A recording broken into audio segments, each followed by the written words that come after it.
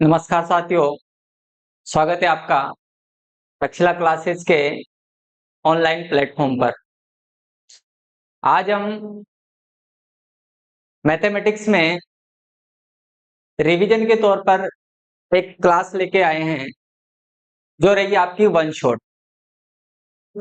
इस क्लास में आपको केवल 1 घंटे में जितने भी बीजगणित के एमसीक्यू है विथ आपको उसके महत्वपूर्ण तथ्यों के साथ में पूरा क्लियर कर दिया जाएगा।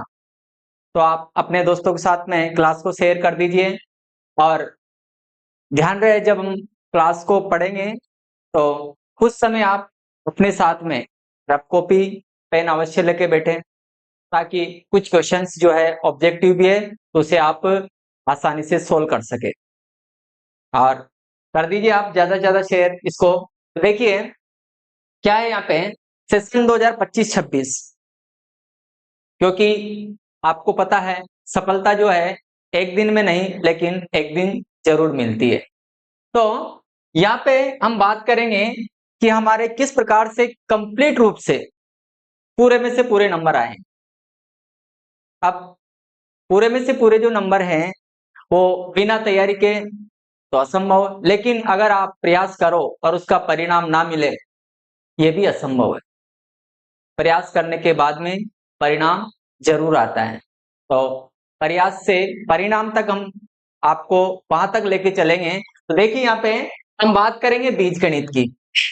बीजगणित में आपको ध्यान होगा कि बीजगणित में कौन कौन से टॉपिक आपके आते हैं। तो चैप्टर नंबर 1 जिसे अपन ने क्या बोला है, वास्तविक संख्या। कौन सी? वास्तविक संख्या, चैप्टर नंबर 1। दूसरा है आपका बहुपद।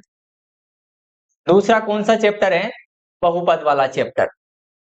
तीसरा चैप्टर आपका है दो चरों वाले रैखिक समीकरण। यानी कि मैंने क्लास में आपको कई बार बताया कि आपको जब बीजगणित को देखना है कि बीजगणित क्या होती है तो आप सिंपल सा फॉर्मूला याद रखिए, जहां पर चर और अचर की बात हो वो क्या कहलाता है, आपके बीजगणित से संबंधित।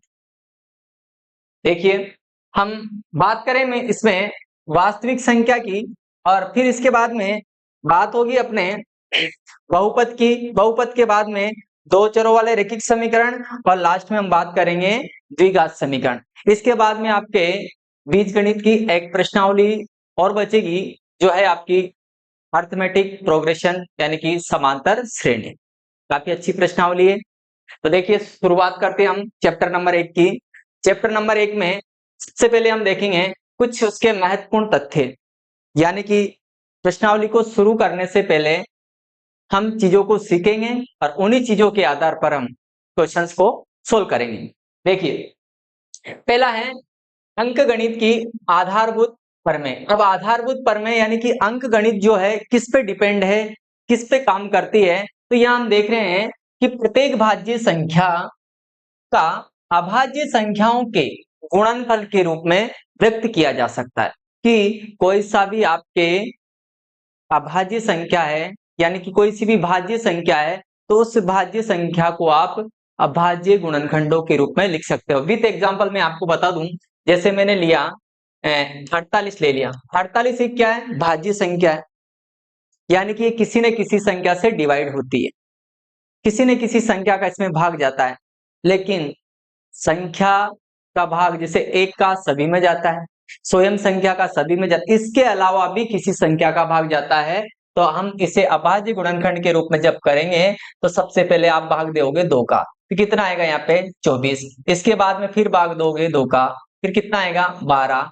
फिर 2 से फिर डिवाइड करोगे 6, 2 से फिर डिवाइड करोगे 3 और इसके बाद में 2 का भाग नहीं जाता तो 3 से।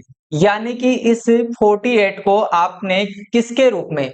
अभाज्य संख्याओं के गुणनखंड के रूप में लिखा जा सकता है। अभाज्य संख्या कौन कौन सी है देखिए यहाँ पे। एक अभाज्य संख्या है आपको दिखाई दे रही होगी, 2 अभाज्य संख्या है, 2 अभाज्य संख्या है, ये भी अभाज्य संख्या, 3 भी क्या है? अभाज्य संख्या है। यानी कि अगर मैं 48 को लिखूं तो 48 को क्या लिख सकता हूं? तो मैं 48 को इस प्रकार से लिख सकता हूं कि 48 इक्वल टू 2 इंटू 2 इंटू 2 कितनी बार आया है? 4 बार। और इंटू 3 इंटू 1, यानी कि हमने इस 48 को अभाज्य गुणनखंडों के रूप में लिखा है। तो आप इसे शॉर्ट में इस प्रकार भी लिख सकते हैं कि 2 की पावर 4 इंटू 3 इंटू 1। ये आपका क्वेश्चन आ सकता है आपके कि किसी भी भाज्य संख्या को आप अभाज्य गुणनखंड के रूप में व्यक्त कीजिए, तो इस प्रकार से आपको व्यक्त करना है। नेक्स्ट देखिए,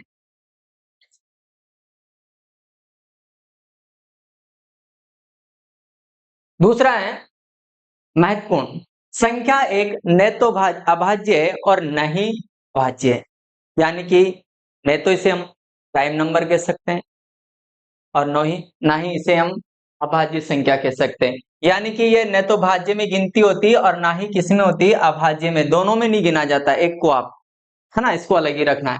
दो धनात्मक पूर्णांक, अब पूर्णांक कोई सी भी हो सकते हैं, पूर्णांक के बारे में आप जानते हो, धनात्मक ले रहा है तो धनात्मक लेना, 2 3 4 5 6 7 8 इस प्रकार के कोई से भी हो सकते हैं। दो धनात्मक पूर्णांक के एलसीएम व एचसीएम, उनके गणित की आधारभूत प्रमेय यहाँ पर जिसे बोलते हैं अभाज्य गुणनखंड। क्या बोलते हैं? अभाज्य गुणनखंड, यानी कि उसके प्राइम फैक्टर करके अभाज्य गुणनखंड विधि से ज्ञात किए जाते हैं। किस प्रकार से ज्ञात करना है? तो जैसे अपन ने एक फॉर्मूला आता है आपके कि दो धनात्मक पूर्णांक मान लो ए और बी ले लिए, ए और बी की जगह कोई भी संख्या हो सकती है, 4 और 6 हो सकता है, 8 10 हो सकता है, 12 15 हो सकता है, 20 60 हो सकता, कुछ भी हो सकती है, यानी कि दोनों धनात्मक पूर्णांक है। उसका एलसीएम और एचसीएफ जो है, यानी कि फॉर्मूला आपके कि एलसीएम और एचसीएफ का जो मल्टीप्लिकेशन है, इसका गुणा है, वो दोनों पूर्णांकों के गुणनफल के बराबर होगा। यहाँ पे आपके पास चार राशियां हैं, एलसीएम है, एचसीएफ है, पहली संख्या है और दूसरी संख्या, चारों में एक रिलेशन दे रखा है। क्या? एलसीएम इंटू एचसीएफ बराबर क्या होता है? पहली संख्या इंटू दूसरी संख्या। चले क्वेश्चंस पे चलते हैं हम। इतने क्लास को आप शेयर करते रहिए, और बेकायदा मैंने आपको कुछ चीजों के बारे में यहाँ लिखा है, एक अच्छी चीज है, तो इसे आप पहले अपने आंसर देने की कोशिश करें कि क्या पूछा गया है। कि पहला क्वेश्चन है आपके लिए कि 2 माइनस रूट 10 दिखाई दे रहा आप सभी को, एक संख्या है, किस प्रकार की संख्या है? भाज्य संख्या है, अभाज्य संख्या है, या परिमेय संख्या है, या अपरिमेय संख्या है, कौन सी संख्या है? तो यह बात हो रही है परिमेय संख्या कि यहाँ पर रूट आया है, रूट के अंदर क्या है? 10, और रूट 10 ये आपको क्या बताता है कि ये कौन सी संख्या भैया? अपरिमेय संख्या है। इसमें आप किसी भी संख्या को प्लस करो या माइनस करो या जोड़ो या घटाओ, तो यहाँ कितना था? 2 माइनस रूट 10, और 2 माइनस रूट 10 जो है वो कौन सी संख्या हो जाएगी? अपरिमेय संख्या। अब कई बच्चों को दिमाग में आता है कि सर आपने इसे अपरिमेय में क्यों लिया? तो देखिए परिमेय की क्या कंडीशन होती है कि परिमेय संख्या की जो परिभाषा होती है वो रहती है कि ऐसे पूर्णांक जिन्हें p बटा q, यानी कि p अपॉन q के रूप में लिखा जा सकता है। पहली शर्त यह है कि p और q दोनों आपके क्या होने चाहिए? दोनों पूर्णांक होने चाहिए। क्या होने चाहिए? दोनों पूर्णांक होना, पहली शर्त। दूसरी शर्त है कि q does not equal to 0, यानी कि हर में कभी 0 नहीं होना चाहिए। ये आपकी परिमेय, इसके अलावा जो बची है वो सब क्या है? आपके अपरिमेय संख्या। नेक्स्ट देखिए, दूसरा ऑप्शन है दो संख्याओं का में से का मतलब क्या होता है? HCF कितना है? 15। एलसीएम, एलसीएम कितना दे रखा है? एलसीएम दे रखा है 105। यदि उनमें से एक संख्या यानी पहला जो नंबर है यानी ए का मान सकते इसे, तो दूसरी संख्या यानी कि बी का मान क्या? अभी मैंने आपको एक संबंध बताया था, संबंध यह था कि LCM into HCF equal to क्या होता है? पहली संख्या इंटू दूसरी संख्या। ये आपको याद रखना, हो सकता है परीक्षा में आपसे पूछा जाए, और कन्फर्म में लगभग पूछा ही जाएगा। तो एलसीएम का मान कितना दे रखा है? तो आप देखिए एलसीएम का मान है आपके 105 इंटू एचसीएफ का मान कितना दे रखा है? एचसीएफ का मान है 15। पहली संख्या कितनी दे रखी है? 5 इंटू आपको दूसरी संख्या का मान बताना था, तो हम क्या करेंगे? इस 5 का पक्षांतरण करेंगे। तो 5 का जैसे पक्षांतरण करेंगे, ये 105 इंटू 15 अपॉन 5, और यहाँ क्या बचेगा? बी। निकाल सकते हैं कितनी बार कटेगा? आप सभी को पता है 3 बार कटेगा तो ये हो जाएगा आपके 315। कितना हो जाएगा? 315। तो ऑप्शन नंबर 3 आपका क्या रहेगा? करेक्ट आंसर रहेगा। आया समझ में? फॉर्मूला आपको ये ध्यान रखना है। नेक्स्ट बात करें, यदि संख्या है यदि संख्या ए तथा 18 का एलसीएम, कोई सी भी संख्या है उसने छोड़ दी है, उसका नाम, उसकी मात्रा नहीं लिखी, कितनी है वो, 15 है, 20 है या 10 है, 12, कुछ ही नहीं, उसने नहीं लिखा है, तथा 18 का एलसीएम 36 तथा 2 और 18 का एलसीएम, क्या यदि संख्या ए तथा 18 का एलसीएम 36 तथा 2 और 18 का एलसीएम कितना है? 2 है, तो ए का मान ज्ञात कीजिए। आपको ए का मान निकाल, यदि संख्या ए और 18 का एलसीएम, यानी ए और 18 का एलसीएम कितना है? 36 तथा 2 और 18 का एचसीएफ 2 है, यानी कि 2 और 18 का दोनों में एक कॉमन चीज आपको दिखाई दे रही होगी, यानी कि हम बात करें कि ऐसा होता है कि a इंटू 18 इक्वल टू कितना है? एलसीएम। एलसीएम कितना दे रखा? 36। कितना दे रखा? 36। ठीक है। और दूसरा फिर आपको दे रखा है कि 2 इंटू 18 का एचसीएफ कितना है?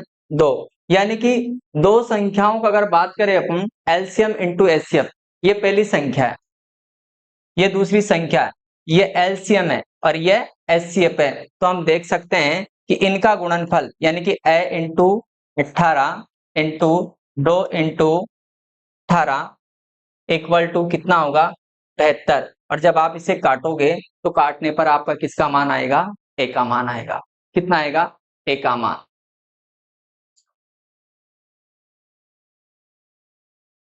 तो निकाल सकते हैं अपन यहाँ पे, तो कितना आएगा? ये 1872 से इसको हम